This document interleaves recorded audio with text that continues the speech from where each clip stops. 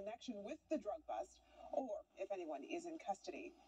Well, now to the latest in our series of reports going zone by zone with Atlanta police talking about their biggest challenges and possible solutions. Well, this week, Fox 5's Alex Whitler showed eliminate cash bail, the same failed liberal scheme causing crime to surge in other states. She wants big new spending, too. Abrams even backs Washington's massive new tax hikes. More taxes and spending. Let criminals out of jail. That's Stacey Abrams' extreme plan for Georgia. And the way police address it reflects that. We're talking theft from homes and cars, along with domestic and gang violence. And police say the thieves have gotten creative. Hey, turn the car off. Turn the car off. This is body camera video from an arrest showing a new way criminals are targeting Southeast Atlanta homes. They're using U-Haul trucks to brazenly steal large appliances. We also have a lot of homes now that are under construction, whether it's being rehabbed or new, where they'll go to a home that's under construction, they'll pull up an U-Haul, and they'll carry away the stove, the refrigerator. Atlanta Police Zone 3 Major William Ricker knows the area well. He's started his career as an officer here. Old Fulton County Stadium was still there. Major Ricker says he's watched the crime here evolve over the years, and policing tactics have too. Now we have Georgia State, who has their football stadium in our footprint.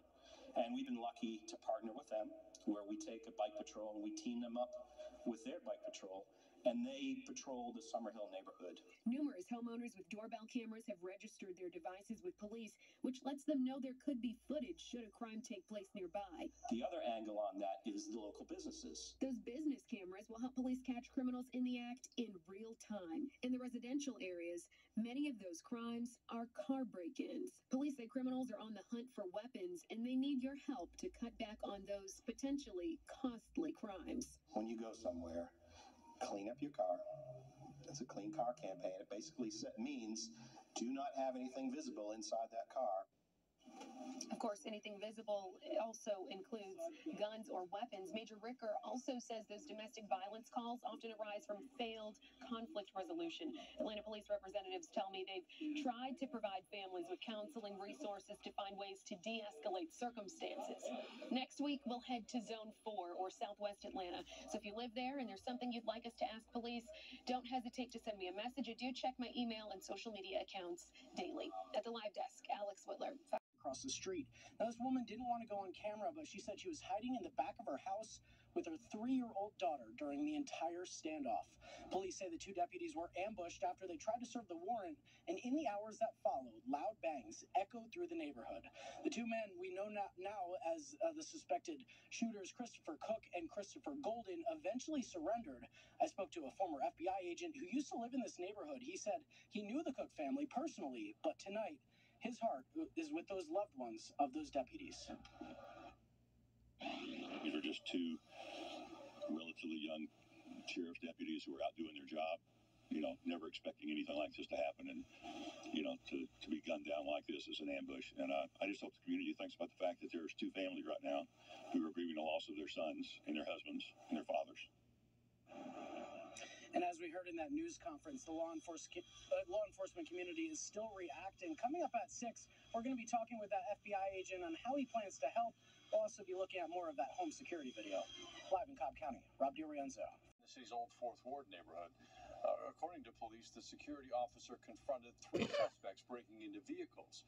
One of the suspects shot him, and they took off in the blue convertible Mustang. Police have images of 2 of the 3 people. You can see them there on the screen. If you know anything, you're asked to call Crime Stoppers. Well, police searched for the restaurant employee who shot another worker and took off running. South Fulton police are now looking for this man. They say Henry Darden shot his co-worker at the Blaze Steak and Seafood Wednesday night. Bravo star Kendi Burris owns that restaurant. Authorities have offered a reward of up to $2,000 for information that leads to an arrest. Police have arrested a Marietta couple for allegedly leaving their baby home alone. Warrants say Matthew Stander and Grace Bowes were pulled over by officers last week. They said they had to get home to their infant son. Records show the couple initially said a family member was babysitting, but police later learned the child was home alone while they delivered food for DoorDash. New developments in the murder of a popular South Fulton convenience store clerk. Police have made an arrest in the case as the search continues for a second suspect. It happened back in July at the Quick Pick Food Mart on Welcome Road. Police say two men held up the store clerk, Tony Zenabe, demanded money, then shot and killed him. An alleged accomplice was arrested in California, but police are still looking for Antoine Worthen. Please do not approach him because he is considered to be armed and dangerous. Cell phone police have not identified the suspect arrested in California. A woman who just wanted to buy food for a homeless man says Popeye's workers called the cops on her, reunites with the man she just wanted to try to help out. Joe Ortega says the Popeyes near Ponce refused to let her buy food for Jazz Reese. Thanks to all the online attention, he says he's now off the streets, at least for now. The initial video of the encounter with Popeyes has garnered more than 5 million views. There was many, many more people in the world like Joe. Any type of help that anybody gives anybody, the man upstairs, and that's God. In his Bible said he's going to give it back to you 7 times over. Police didn't do anything because Ortega wasn't breaking any laws. She launched an online fundraiser for Jazz and got him a hotel room Wednesday night. She's now working with a local poverty outreach group to find him more permanent housing. And in Gwinnett County, many families will have to find. Eliminate cash bail, the same failed liberal scheme causing crime to surge in other states. She wants big new spending, too. Abrams even backs Washington's massive new tax hikes. More taxes and spending. Let criminals out of jail. That's Stacey Abrams' extreme plan for Georgia.